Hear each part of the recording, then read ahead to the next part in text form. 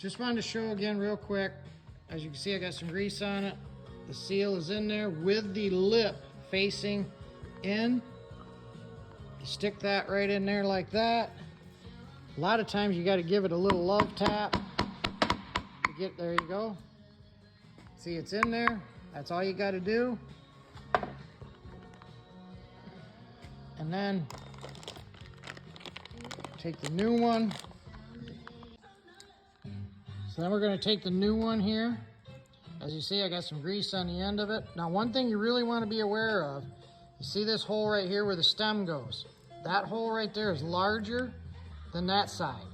This side actually has the O-rings and a backup ring in it. Here's your stem right here. Has O-rings and a backup ring up at the top, so that actually goes down in like that. You don't want to put this in backwards. Whoops, there we go. You don't want to put it in upside down because then you'll never get the stem. You'll get it through that way, but you won't get it through the rest of the way. So then this is just going to shove right back in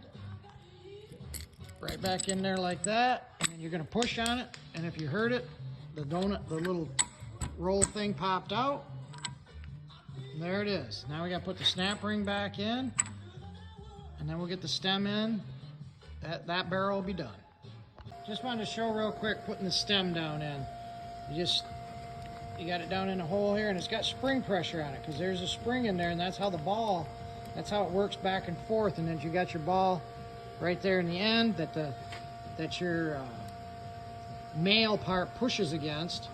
But all you're going to do is just shove that down in there like that, and you may have to hold this part up a little bit. Oh, there we go. To get this to bottom out down in there. Sometimes I have to give it a little tap.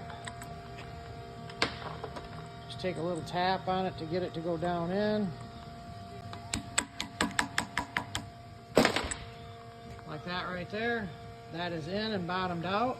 Now, this has, as you guys saw, this has a spring at the top of it. So it's under spring pressure. So when you stick this handle up on here to drive the roll pin in, the roll pin hole's not gonna line up. Oh boy, there we go.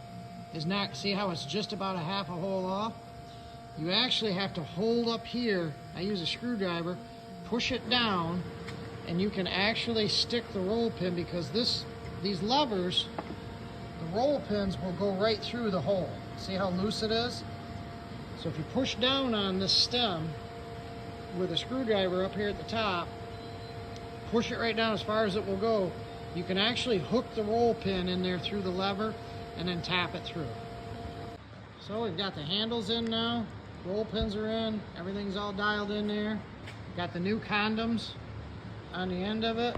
So now I wanted to show you something real quick. It's a tool that I have that I actually found, I hate to say it because I buy a lot of tools, but I found this tool at a flea market. And I couldn't figure out what it was until I started seeing some stuff online. And this is to install E-clips. It's just a tool right here, and I'll show you. The E-clip fits right in the end of it right here.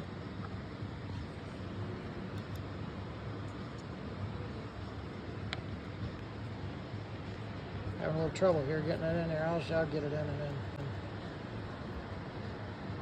And then fits right in there like that. And then you can just reach up here. Yeah, get my washer on there. Put that up on there. And you take this little tool and you can just push it right on. Well, get the darn thing lined up. I refer to these things, and I don't know what all you other guys call them, oh Jesus clips. Because usually they go flying when you're doing something, and the word that comes out of your mouth, I probably won't say right now, but it's usually one that refers to you being pissed off because it went flying. So now we just put the condoms on. We're going to put the plugs, the caps in the top right here. And like I said again, I put a real small thin bead of RTV on there, And all you're going to do is set that in there, and you're going to get a little love tap right on the top. Just enough that you put just a little indentation in there, and that's enough to seal this thing up. And that's how you rebuild ISOs or replace them on the older John Deeres.